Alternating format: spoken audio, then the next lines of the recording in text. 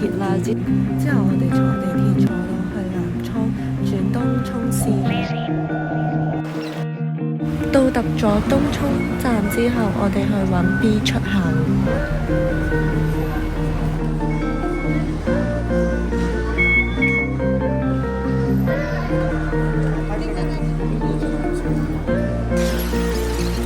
見到巴士站，我哋去揾11號巴士。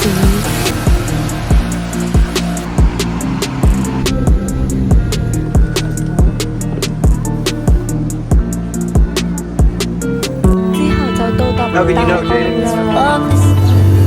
我哋而家去食嘢，去感受下大澳嘅美食。我哋而家嚟揾到一間可以食豆花又可以食魚蛋嘅店，咁我哋而家去試下。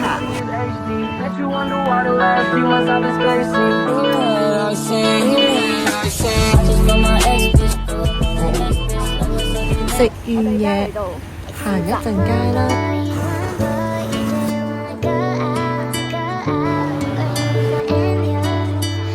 食飽，我哋就坐船啦，出海。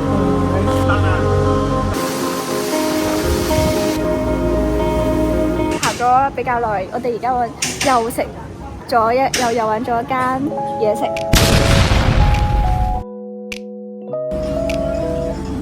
好清爽嘅味道啊！不如你試下啦。食完大澳嘅美食，坐完船就應該嚟睇大澳嘅歷史文化啦。